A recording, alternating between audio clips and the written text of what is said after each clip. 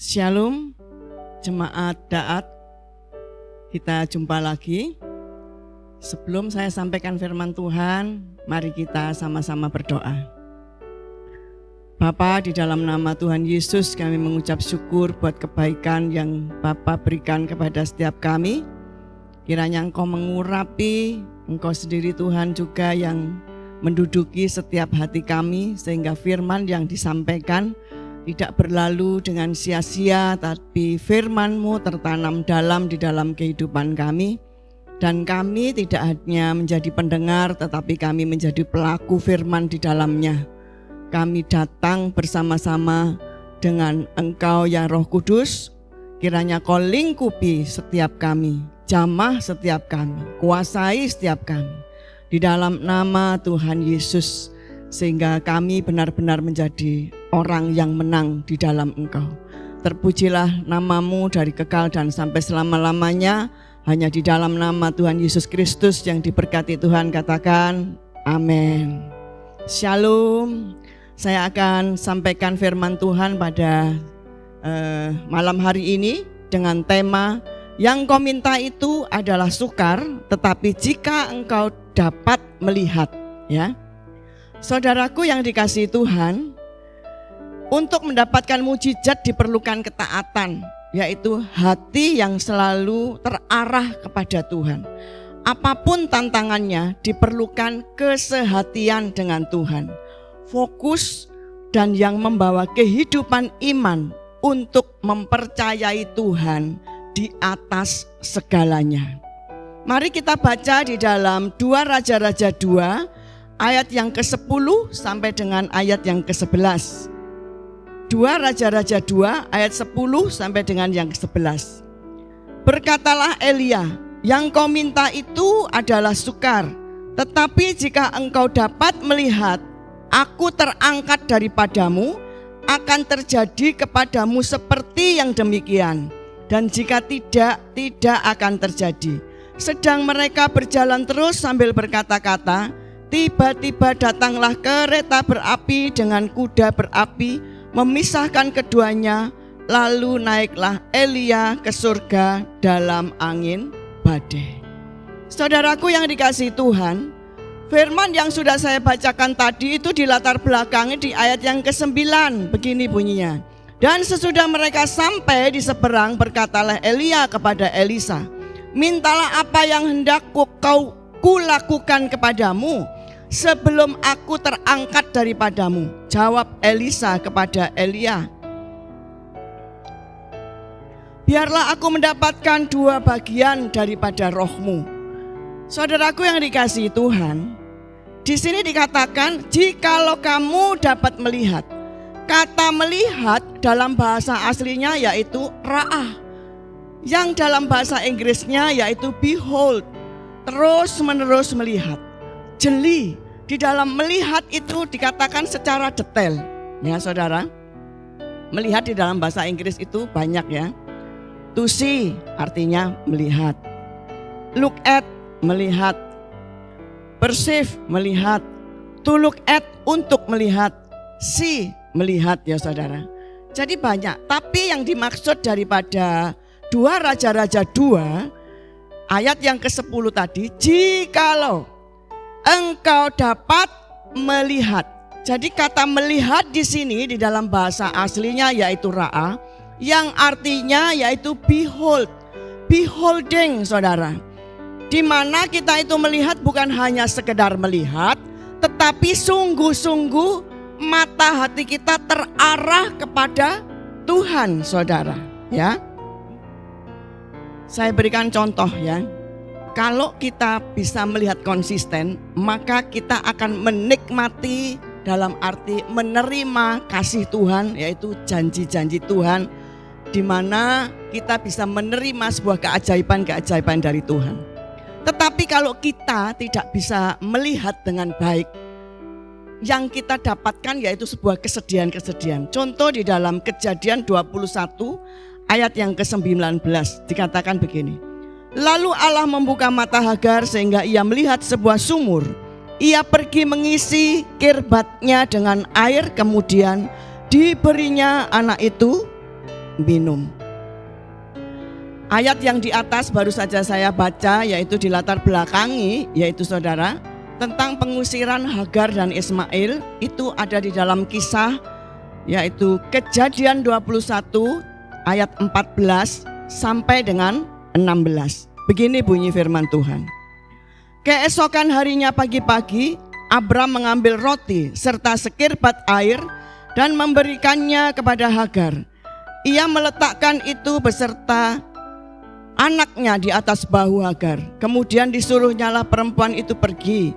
Maka pergilah Hagar dan mengembara di padang gurun Berseba. Ayat 15.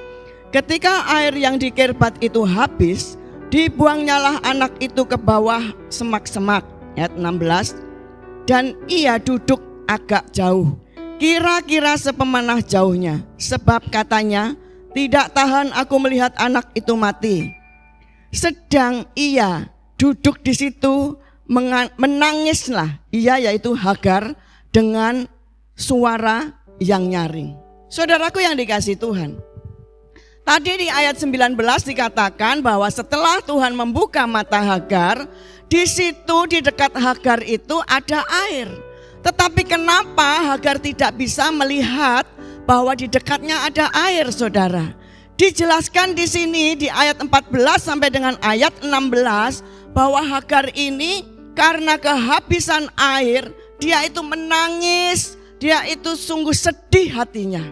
Bahkan dia tidak tega melihat Ismail yang sedang menangis. Karena apa? Dia juga kehausan. Namanya di padang itu panas, saudara. Namanya di panas, kalau tidak ada air itu membuat kita menjadi dehidrasi, membuat kita menjadi orang yang lemas, saudara. Sehingga Hagar pun menangis karena dia tidak tega melihat siapa? Ismail menangis karena kekurangan air. Ismail yang sudah meronta-ronta mungkin sampai sekarat, saudara ya. Dia dikatakan karena apa? Kalau orang menangis, semakin keras menangis, tenaganya semakin habis. Bahkan kalau dia air yang di dalam tubuhnya berkurang, membuat dia lemas, sehingga nangisnya pun akhirnya juga tersendat-sendat, saudara. Dari sini Hagar melihat bahwa Ismail yang menangis sejadi-jadinya itu, dia tidak tega, saudara. Dia pun menangis, dia pun sedih, saudara. Karena dia sedih, jadi dia hanya bisa tahu dirinya sendiri. Hagar putus asa, saudara. Itulah saudaraku yang dikasihi Tuhan. Kalau kita pun di dalam kesesakan, di dalam kesedihan, kita hanya melihat satu sisi bahwa aku ini sedih, aku ini kekurangan, aku ini kehausan, maka kita tidak bisa melihat keajaiban-keajaiban yang Tuhan kerjakan di dalam kehidupan orang percaya. Seperti halnya ini tadi. Padahal kalau kita kembali lagi di dalam firman Tuhan di dalam 2 Raja-Raja, tetapi jika engkau dapat melihat, dan dikatakan melihat di dalam bahasa aslinya yaitu ra'ah, behold, melihat dengan teliti, melihat dengan jeli. Berarti dibutuhkan apa kalau kita bisa melihat dengan teliti, jeli, fokus? Diperlukan ketenangan, saudara. Tanpa sebuah ketenangan kita tidak akan bisa melihat sesuatu dengan baik. Mata kita akan melihat semua itu salah. Pandangan kita akan melihat semua itu salah. Tetapi kalau kita melihat dengan hati yang tenang, kita melihat dengan pikiran yang tenang, kita fokus kepada Tuhan, maka apa yang dikatakan ayat 19 itu terjadi. Sekarang pertanyaannya, saudara, mengapa Hagar tidak bisa melihat? Padahal di ayat 19 dikatakan apa tadi? Saya akan ulang ya, saudara. Dikatakan begini. Ayat yang ke-9, sorry. Dan sesudah mereka sampai di seberang, sorry saudara, maaf. Ini ayat 19. Lalu Allah membuka mata Hagar sehingga ia melihat sebuah sumur. Ia pergi mengisi air, mengisi kirbatnya dengan air, kemudian diberinya anak itu minum. Sesudah mata Hagar dibuka, sesudah mata Hagar terbuka, dia bisa bahwa di sebelahnya ini ada air, saudara. Ya, jadi kenapa Hagar tidak bisa melihat, saudara? Karena apa? Dia sibuk menangis. Demikian juga kita, apabila kita sibuk dengan segala macam kesedihan kita, maka kita tidak bisa melihat sebuah keajaiban yang Tuhan kerjakan di dalam kehidupan kita. Padahal di sekitar kita ini ada mujizat, saudara. Di sebelah kiri, sebelah kanan, depan, belakang, saudara ya, ada mujizat yang Tuhan sediakan. Mari saudaraku yang dikasihi dalam Tuhan,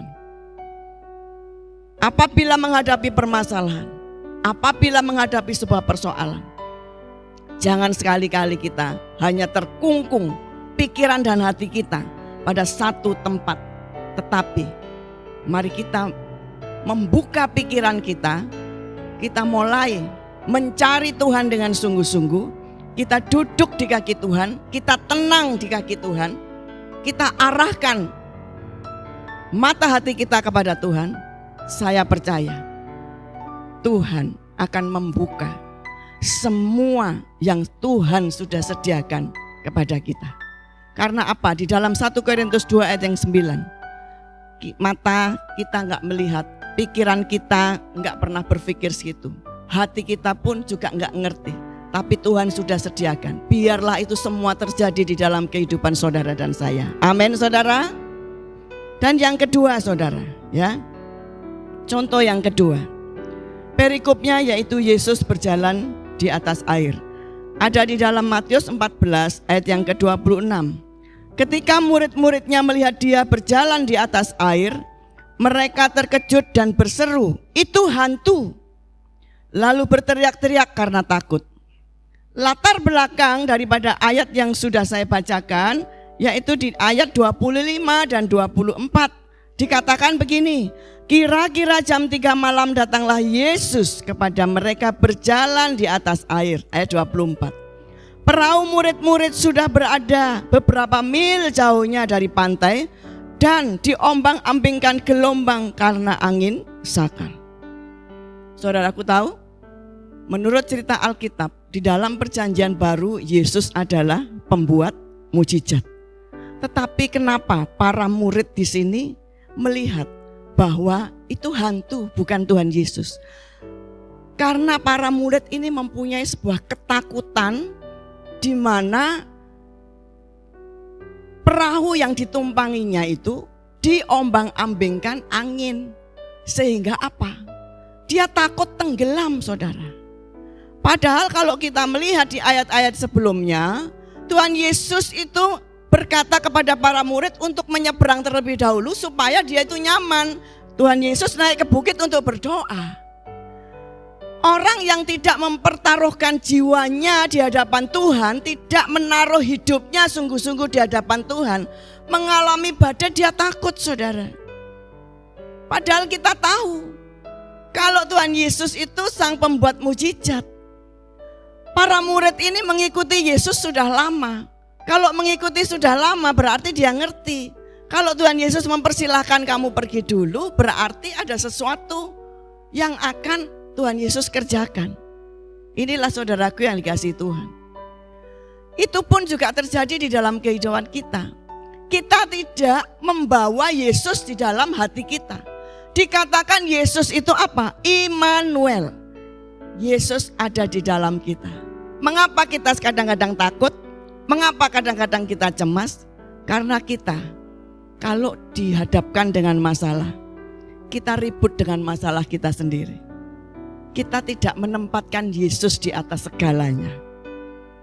Kalau kita menempatkan Tuhan di atas segalanya, maka kita datang kepada Tuhan.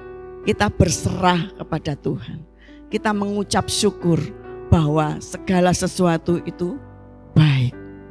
Seperti para murid, mengapa dia tidak bisa melihat? Karena apa? Dia ketakutan. Mengapa Yesus yang datang dan berjalan di atas air itu dikatakan hantu? Karena para murid apa? Ketakutan. Janganlah ini menjadikan sebuah gambaran yang mana kita itu takut, cemas. Mari kita ingat, Engkau adalah Immanuel Tuhan. Kalau Engkau Immanuel, maka kalau ada Yesus di dalamku, bukan aku saja, tapi bersama-sama dengan Tuhan dapat melakukan sebuah perkara-perkara besar. Dapat melakukan perkara-perkara yang ajaib. Apa yang tidak mungkin, mungkin bagi Tuhan. Mungkin sesuatu itu membingungkan, tetapi kalau mengatakan, Tuhan Engkau Immanuel, Engkau yang akan memberikan hikmat, pengertian kepadaku, pasti itu terjadi Tuhan. Semua akan dibuka saudara. Semua akan diberikan kepada kita, sehingga kita apa? Mengerti dengan benar. Dan yang ketiga saudara ya, contoh yang ketiga. Ada di dalam Lukas 4 ayat yang ke-15. Ini perikopnya, yaitu Yesus menampakkan diri di jalan ke Emmaus.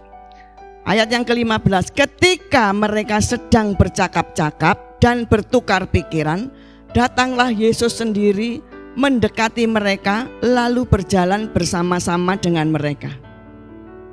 Kalau saudara membaca ya, di dalam ayat-ayat sebelumnya itu dikatakan bahwa murid-murid ini berjalan, jadi dua orang ini berjalan bercerita satu dengan yang lain. Kemudian Yesus ini datang mendekati dan bertanya, sedang apa kamu? Akhirnya murid ini Kleopas ngomong gini, loh apakah kamu tidak tahu barusan ada sebuah peristiwa Yesus itu loh yang kita harapkan untuk menjadi penolong Israel, tapi ternyata dia mati. Tuhan Yesus kaget saudara. Loh kenapa aku di dekatmu, kamu tidak ngerti, kamu tidak kenal sama aku. Saudaraku yang dikasihi Tuhan, padahal para murid ini bersama-sama ya, jalan bersama, pelayanan bersama, duduk bersama. Tapi mengapa tidak bisa mengenali ini semua? Yaitu tadi saudara, karena dia sedih hatinya. Dan kalau kita melihat lagi di ayat 27, saudara akan menemukan kapan para murid itu bisa melihat, yaitu pada waktu dia duduk makan. Pada waktu duduk makan dia baru bisa melihat bahwa itu Tuhan Yesus. Jadi dari sini kalau kita mengalami sebuah kesedihan, kita tidak akan bisa melihat dengan benar.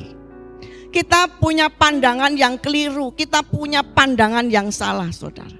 Saya mengajak saudara di tempat ini, mari kita sungguh-sungguh mengarahkan hati kepada Tuhan.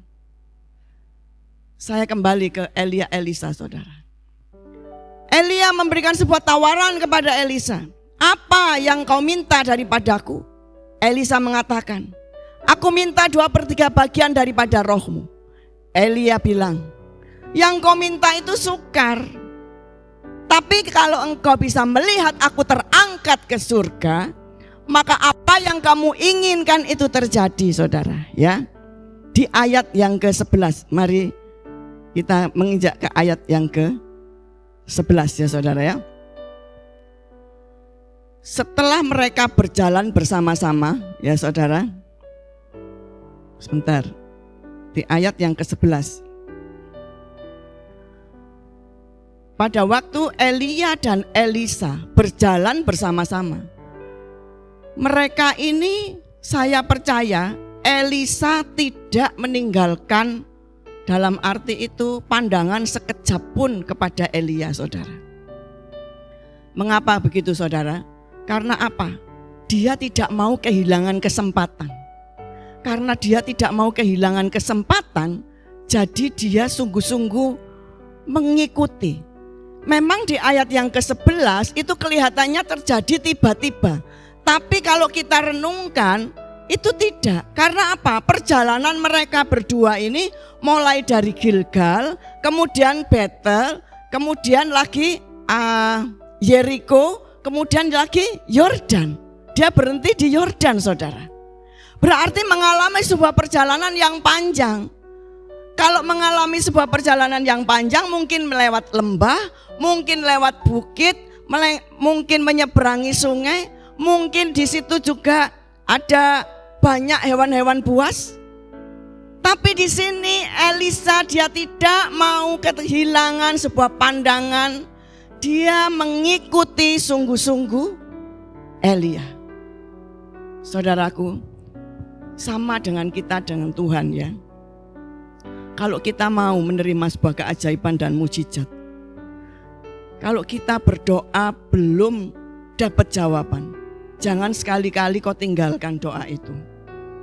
Tetaplah duduk di kaki Tuhan, tetaplah renungkan firman Tuhan, tetaplah kasih Tuhan. Karena apa? Di mana saudara taat itu adalah bagian daripada iman.